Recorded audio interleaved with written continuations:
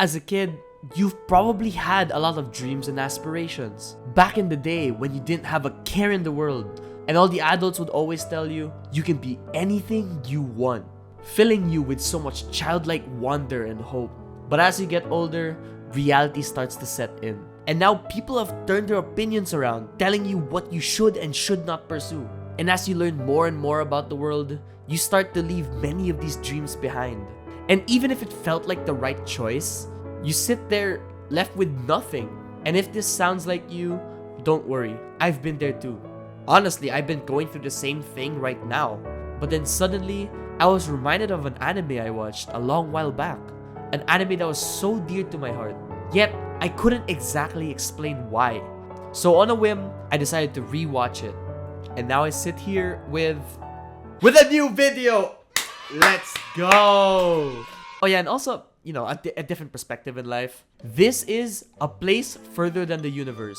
A story about 4 girls on a journey to Antarctica. But more importantly, it's a story about how to turn your life around. We begin the story by following Kimari, a second-year high school student who kinda just sat and watched as life went by.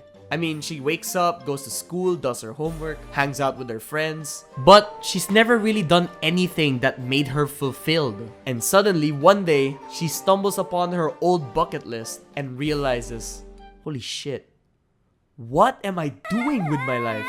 And in a desperate attempt to turn her life around, she tries to accomplish one thing from her bucket list and tries to cut class to go on a spontaneous trip to Tokyo. But as she arrives at the train station, she backs out at the last second and comes up with all the excuses in the world. Oh, what if a plane crashed or a train exploded? I mean, a meteor could just come down at any time, but really, she was just afraid. I too am just like her. I'm someone who has thrown away so many of my childhood dreams. 2 of the most prominent in my life being a professional football player or a YouTuber. And even if I felt like quitting football was the right choice, it always bothers me how I didn't quit because I grew tired of the sport. I quit because I always felt ashamed when I conceded a goal or lost an important game. And now, that leaves me with just YouTube, which has been doing better than I could have ever imagined. But it seems the closer I get to my goal, the more I realize just how far away it truly is. And I can sit here and blame so many external factors like the amount of schoolwork I've been having or the shitty monetization system. But even when I was given enough time to work on a video, I still ended up doing nothing. The truth of it all is that the one person truly stopping me from achieving this dream is none other than myself.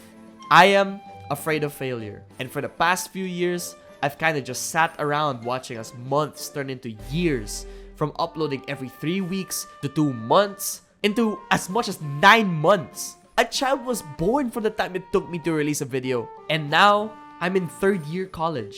And the day I need to start finding a job is getting ever so closer. But I'm just here sitting around, endlessly scrolling on my phone, doing nothing towards any of my goals. My dreams were still very much alive, but it was like I was waiting till it became too late for me to do anything about it. I worry about it not working out and all the hours I spend on this channel going to waste. I'm not only afraid of failure, I'm afraid of choosing the wrong path in life and regretting it. So I tell myself that I'd rather do nothing and take the responsibility of choosing out of my hands. But as Kimari says, the more I want to try something new, the more I start to think, not now. What if I fail? What if I regret it? Every single time, no matter what. Protecting yourself isn't necessarily bad, right? I don't know. It feels bad. I hate that part of me more than anything else. She really despises this part of herself. She knows that doing nothing about it isn't the right thing to do either. But on one fateful day, she meets a girl her age.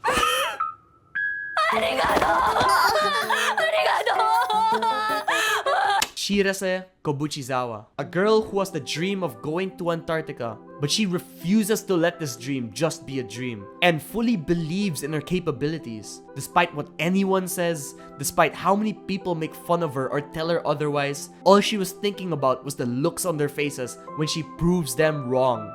And this inspires Kimari, and she decides that the one dream that she'll dedicate herself to right now is going along with Shirase. And joined by Hinata and Yuzuki, the four of them set themselves on a journey to Antarctica. Which, to many people, might sound really stupid. But guys, it's about the journey, not the destination. Okay, for real though, I know that's an overused phrase, but if there's one show that perfectly encapsulated this message, it's probably this show. More than the reward of actually getting to Antarctica. I think it's important for Kimari to achieve this because achieving this would be living proof to herself of her capabilities. If she was able to do the impossible task of going to Antarctica as a high school student, I think she's capable of anything. More than getting to Antarctica, more than proving to everyone who doubted them, accomplishing something as insane as this would give her the confidence to take on anything afterward. And another thing I love so much about the show is how it doesn't sugarcoat how hard the journey to pursuing your dreams can be.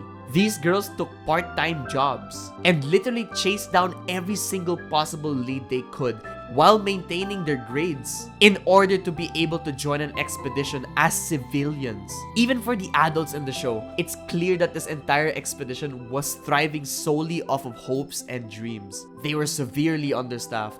The boat they used was a hand-me-down running on old parts, and the funds came entirely from their own pockets. Even if the opening was telling me otherwise, watching this show had me constantly questioning how they would even make it there in the first place. And everyone on board was making their own sacrifice to be there. Their school lives, their relationships, their jobs. This show depicts not only the preparation and dedication needed, but also the many things you'd be throwing away in pursuit of your dreams. Surprisingly, this show can be pretty pessimistic about what it takes to chase your dreams, but it also provides a very hopeful message. Although the road ahead might be long and arduous, the show also reminds you to enjoy the process of achieving these dreams, and to enjoy the thrill. Even the struggle you experience now might just become a funny story you guys will tell each other when you're older. Following the gang's adventures, it's clear that things are rarely ever in their favor. Yet, there's something so beautiful about the way they're portrayed. Especially in episode 8, as the four of them have to endure the rough waves as they cross the ocean, dealing with not only the perpetual seasickness, but the amount of work, exercise, and sleepless nights they'll have to endure during their stay on this ship. It's clear that these are some of the lowest moments of their journey, and yet these scenes are portrayed so beautifully.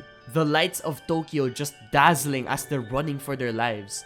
The strong and harsh waves of the ocean backed up by such serene music. Although the journey to Antarctica was a very rough one, the sight of these terrifying waves are living proof that their lives are finally in motion.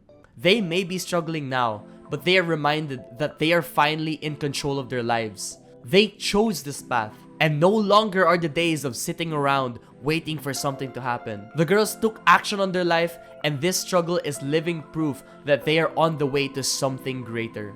Or at the very least, better than their previous lives. And another thing I just love about this show so much is their group dynamic. The four of them have such great chemistry between each other. But also, as individuals, I think each one of them also show an important characteristic you must have to get your life back on track. Hinata shows us that the path to success is not a straightforward one. You might find that the best path for you might be the one that's different from everyone else. Yuzuki shows us that you have to surround yourself with people that not only support you, but allow you to be your authentic self. Shirase shows us not only the dedication and preparation needed to pursue your dreams, but a sense of unwavering optimism and discipline needed for the long road ahead.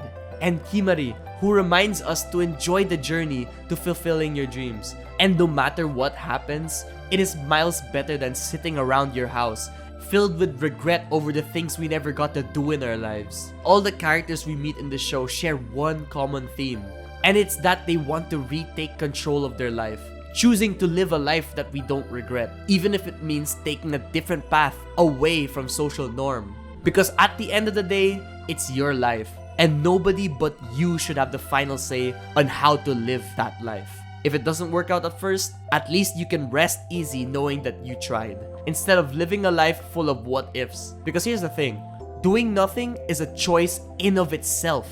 To choose to be stagnant is to guarantee yourself failure. And when we try, we actually open up the possibility of us getting to a life we can actually be proud of. And what does this mean for me? Honestly, I don't know. The future really is uncertain. Who's to say I'll still be doing YouTube in 10 years' time? But what I do know is that the fear of failure should not be the reason I quit now. So for now, I'm just here to have fun and see where life takes me.